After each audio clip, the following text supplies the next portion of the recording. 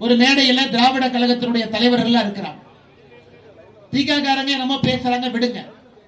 அது காலங்காலமா பேசிட்டு இருக்கிறாங்க, யாரும் அதை ஏற்றுக்கொள்வதில்லை, கொஞ்சம் கொஞ்சம் அழிஞ்சிட்டு இருக்கிறாங்க. இன்னைக்கு திகாவை பொறுத்தவரை மேடையில் இருக்கிற 4 பேர் மட்டும்தான் அந்த கட்சியிலேயே இருக்கிறாங்க, வேற யாரும் கிடையாது.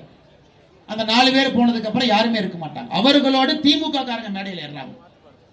உதயநிதி ஸ்டாலின் ஏறாரு, நாங்க சனாதன தர்மத்தை வேறறுப்போம். அது உச்சநீதிமன்றம் வரை வழக்காகுது. உச்சநீதிமன்றத்தில் சொல்றாங்க, இல்ல சனாதன தர்மம் வேறு, இந்து தர்மம் வேறு. அதே மேடையில உதயநிதி ஸ்டாலினுக்கு முன்பு வீரமணி பேசுறார். அவரு சொல்றாரு, சனாதன தர்மம் ஒன்றுதான், இந்து தர்மம் ஒன்றுதான். அதை அவர் கேட்கிறார்.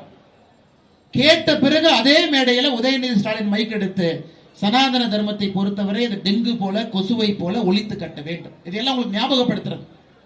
ஏன்னா நம்முடைய சொந்தங்களுடைய பெரிய பிரச்சனை என்னன்னா, 5வது வருஷம் நமக்கு கொஞ்சம் ஞாபக மறதி வந்துடும். எனக்கு வந்துடும், உங்களுக்கு வந்துடும்.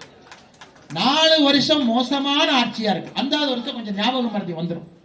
ஆனால் அண்ணன் காடேஸ்வர சுப்பிரமணியம் அவர்கள், அண்ணன் தசரதன் அவர்கள், அண்ணன் கிஷோர் அவர்கள் எல்லோருமே நமக்கு ஞாபகப்படுத்துவதற்காக இந்த மேடை போட்டு, ஏன்னா அடுத்த ஆண்டு நமக்கு வாய்ப்பு இல்லைங்க.